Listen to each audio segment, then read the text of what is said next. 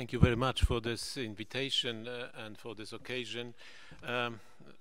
We've heard a minute ago a Scottish perspective on 1956. Now I will reintroduce here again a Polish perspective connected to a phenomenon that was mentioned in the introductory remarks of our chairman, that is public mood and its elements that are traceable in individual representations, such as articles, such as memories depicted right in 1956 or in 1957.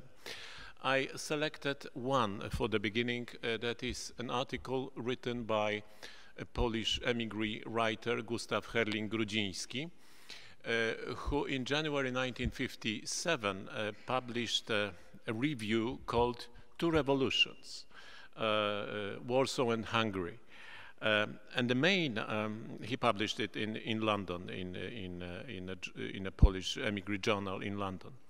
And the main subject of this comparison between two revolutions in 1956, the main element that was treated as common was bitterness or disillusionment versus the West, as was expressed in Hungarian case, not in Polish case this time, but in Hungarian case. Herling-Grudziński stressed that, that this cry from Budapest that we want weapons, not words, was something that reminded him Polish disillusionments with the West that came earlier, as for example in 1944, the Polish Warsaw Uprising, where 200,000 people were killed. And I think that this remark is especially interesting for the question, what role does common memory or public memory or whatever you would call it plays in determining decisions concerning contemporary political situation. I think that 1944 uprising in Poland influenced to a very big degree situation in Poland in 1956. The fact that all the city was razed to the ground and 200,000 people were killed was something like a powerful caveat, both to Poles and at the same time to the Soviets. They didn't, both sides didn't want to repeat it, if possible. They preferred not to repeat it. And Jan Nowak-Jeziorański, the leader of Polish section of Radio Free Europe, especially stressed that element in his remembrances of 1956, that this was that Poles remembered. We do not want another catastrophe in Warsaw. And Hungarians didn't have such a memory. Close memory from World War II. Their situation in the last stage of the war was, of course, different. But going back to the problem of disillusionment with the West and comparison between Warsaw and Budapest in 1956, Herling-Grudziński concludes that many in Poland could sigh with a relief. We managed to escape the worst that happened in Budapest. So maybe our tradition of uprisings, of romantic rebellions against powerful, so to speak, enemies, should be reassessed, as well as our hopes for any help from the West. Whenever we hoped for positive results, or usually, maybe not whenever, but usually, it was concluded with disaster. So maybe we should select on the lesson of Hungary and on the lesson of 1944 in Poland and on many other lessons which I will recall in a minute.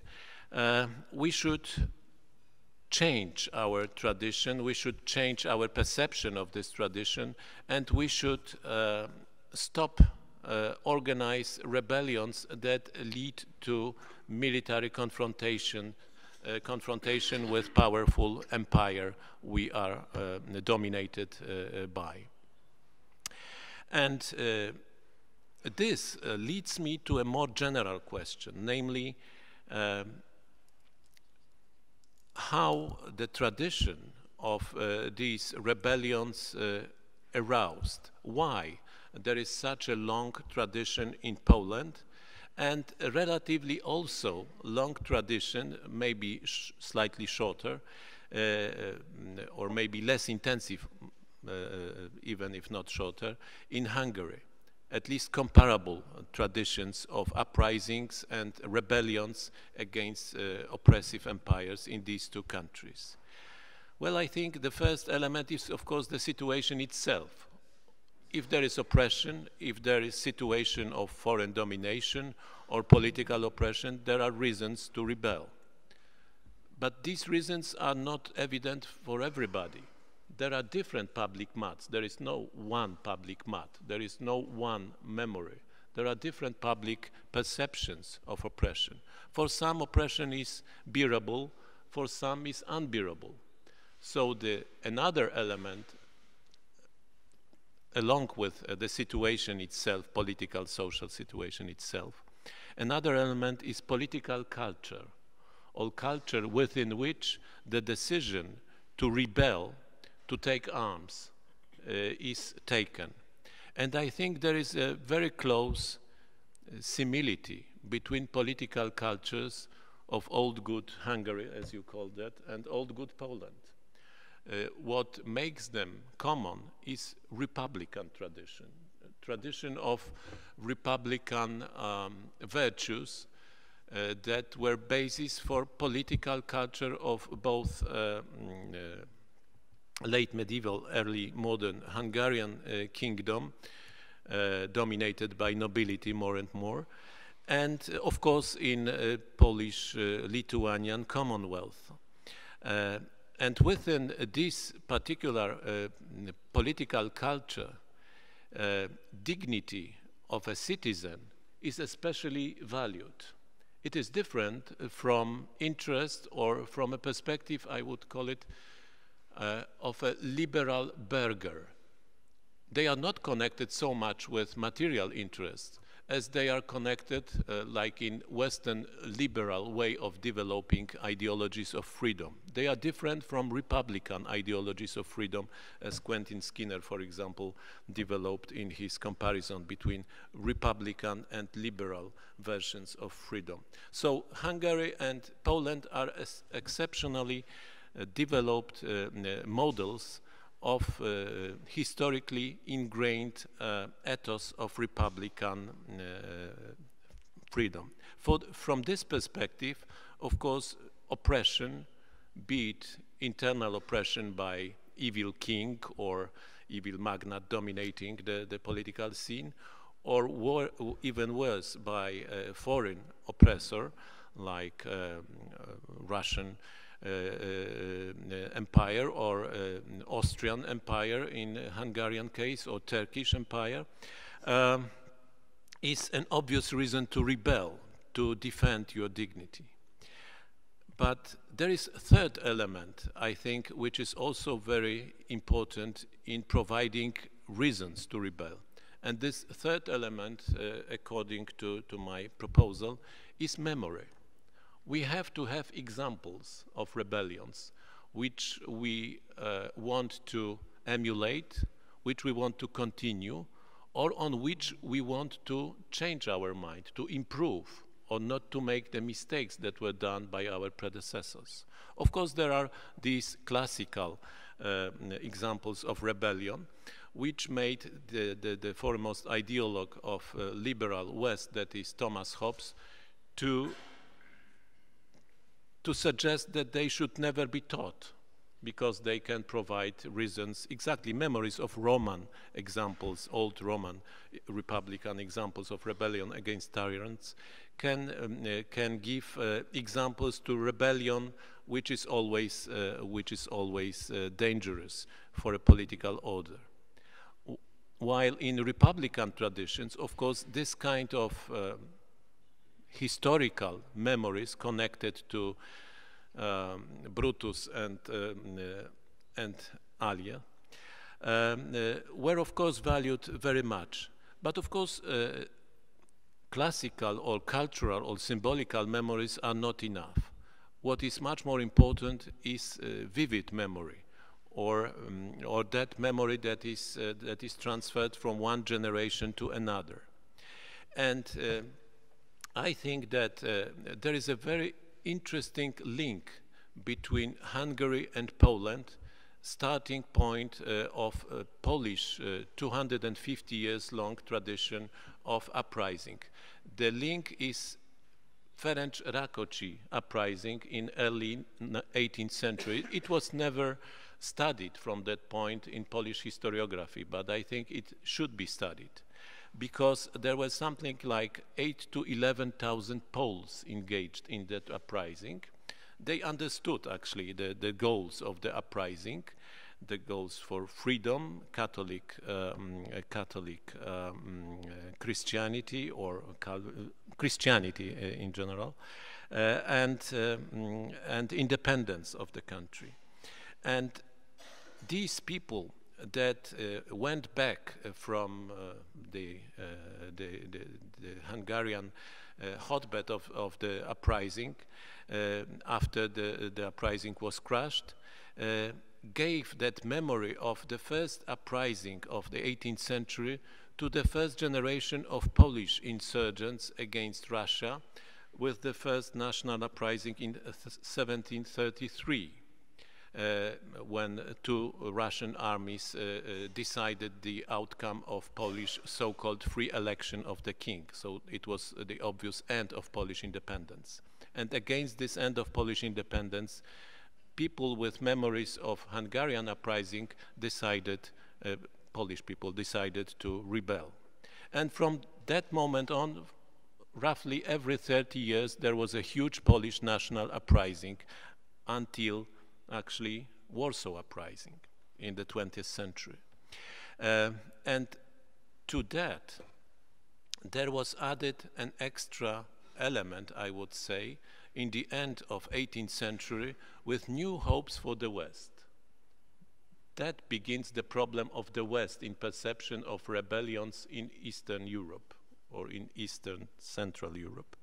Namely, of course, with the French Revolution, and the promises it made, not to Hungary or to Poland, but to humanity, that from the French Revolution on, new rules of international relations would be introduced, as well as they were introduced new rules of societal relations within the French society. This was basis for elevated hopes for the great uprising of Kościuszko in the end of 18th century. And of course, these hopes were ended with bitterness and disillusionment towards the West.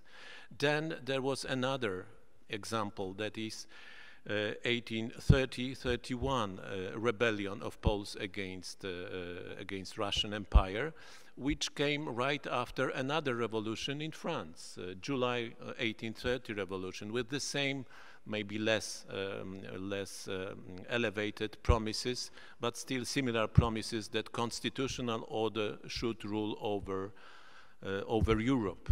So Poles fought for the constitutional order, but didn't get any help from the West. And of course, then came a common revolution of 1848-1849, both especially here in Hungary, but also in some parts of Poland. And again, they were preceded by a revolution in France, with these same hopes for help from the West, deepening like a coastal shelf this bitterness and disillusionment, and yet deepening perspective in which there are hopes for this help from the West, from the principles it declares with every rejuvenation of revolutionary spirit in the West. So we go to Versailles, 1919, which was a catastrophe with Trianon for Hungary, obviously, but was a great success for some other nationalities in East Central Europe, with declarations of Wilson and of Versailles in general that this is the beginning of a new peace in which lesser nations would have also safe place for their life under the sun. Of course, this was very quickly met with disillusionment to bring about only such examples as 1938 and infamous declaration of Neville Chamberlain that we would never start a war about a faraway country about which we know nothing. This is about Czechoslovakia, this faraway country, about which we, that is the British, do not know nothing. And then we came to Yalta, which reverberated today. I am not saying about what was discussed in Yalta. I am saying how it was perceived, and it is no less important. It was perceived as a betrayal. And of course, it was a betrayal when Franklin Delano Roosevelt said to Stalin that we had always, for 600 years, problems with Poland. We, that is President of the United States, which existed since 18th century. And actually gave Poland to Stalin's sphere of domination. So Yalta left again this disillusionment, adding to experiences connected with 1939 in Poland, when Britain and France, however, declared the war against Germany. They never came to rescue Poland. And of course 1944, when Warsaw Uprising was left helpless vis-à-vis the German oppression and Soviet ally inactivity. Sorry. And with that, we come back to the perspective Gustav Herling-Grodziński took to 1956. This is the perspective which is double. On one hand, we were more cautious, we were more reasonable now, at last, finally. But at the same time, it was something like a feeling that we lost something. We lost some part of our tradition. We look with horror at what happened in Hungary, but we give Hungarians something like a moral, so to speak, higher point in this particular situation. And no one described this double perspective of Poles for 1956. Then Zbigniew Herbert, the foremost Polish poet of the second half of the 20th century, who addressed his poem to the Hungarians, this is the title of the poem from 1956, with these words: "We stand on the border that is called reason, and we gaze into a fire, and we marvel at death." So we stopped at the border which is called reason. We didn't cross this border. Hungarians, unfortunately for themselves, maybe crossed that border. We marvel at their death, but we feel that we betrayed somehow our tradition of rebellions. So what can we do with this tradition? Whether we should get rid of it, whether we should acknowledge that realism is the only natural and justified answer to further situations of oppression. If we are oppressed by more powerful empires, we should just accept it because no one would help us and we are too weak to rebel effectively. Zbigniew Herbert gave an extra, so to speak, answer to this question in his second poem, connected with Hungarian memories.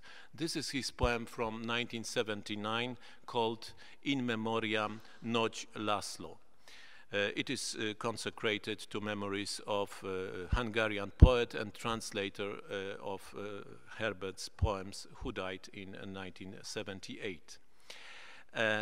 However, this is not only about Noć Laszlo, it is about more general problems or things. Ending of this poem is as follows. Our further life meaning Noć Laszlo and Zbigniew Herbert, meaning Hungarians and Poles, meaning victims who died and those who survive. So our further life together will no doubt take shape more geometrico, two unbending parallel lines, unearthly patience and inhuman fidelity.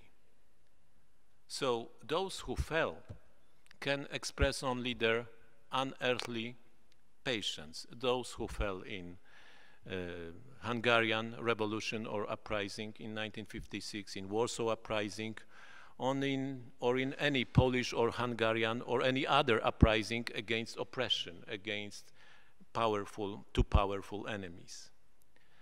For us living, it lives in human fidelity, which means that most of humans would prefer, like your granddaughter, to get rid of these bad memories, of these old injuries and catastrophes. But still it leaves us with the problem of memory of those who fell. This is what, so to speak, was left as a kind of motto by Herbert to our political culture or our political ethos in times of solidarity, in times of martial law introduced by General Jaruzelski, and other historical experiences we went through in the end of communism. But when we finally went through all these experiences, we met a gate with so to speak, the West as the final goal of our history. We can join the West finally after 1989. We can be part of the West.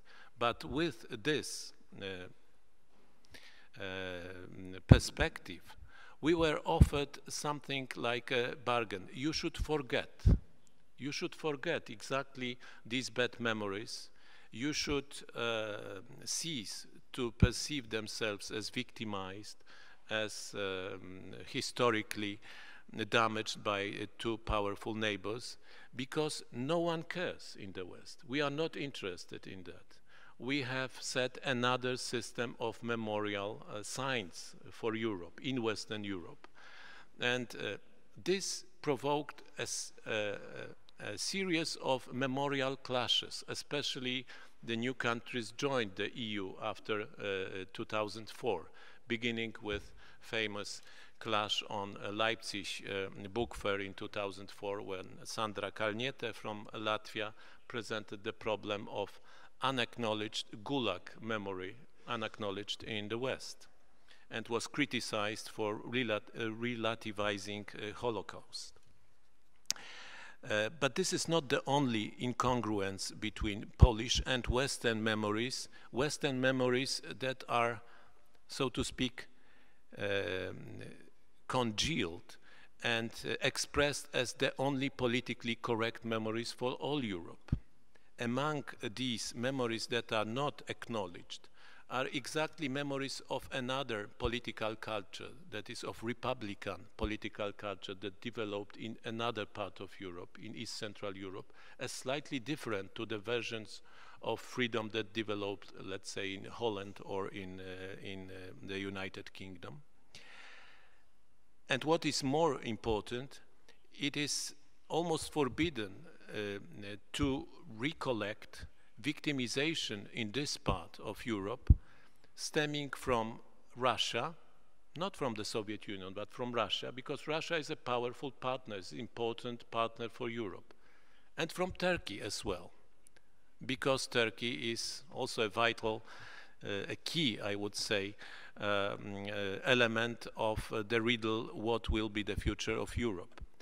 And that makes several, I would say, strange misunderstandings, as nowadays with the problem of so-called refugees that are called to conscience of East Central Europeans as a kind of proof that East Central Europe has a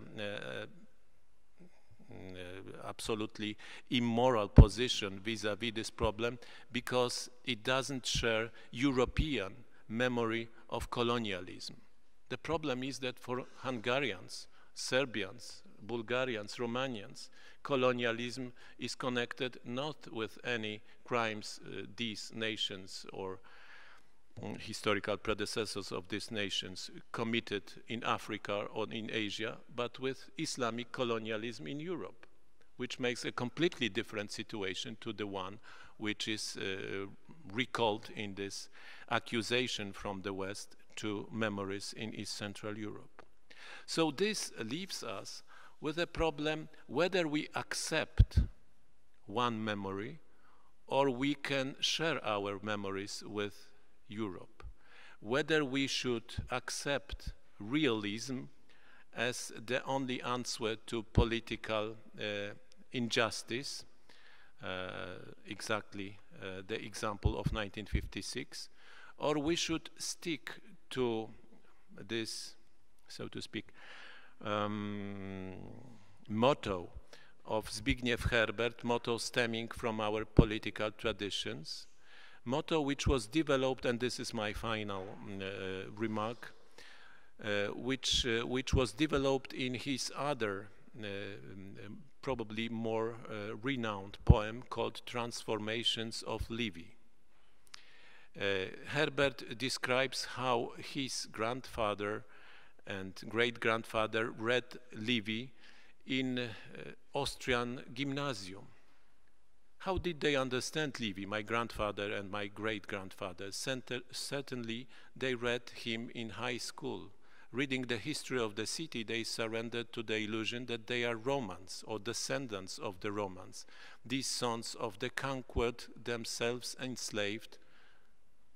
So there was this misunderstanding that maybe we Hungarians are powerful imperial descendants and we can be empire again. The same temptation is in Poland, that we Poles were traditionally powerful empire and we can be the same, while we were oppressed by much more powerful empires around.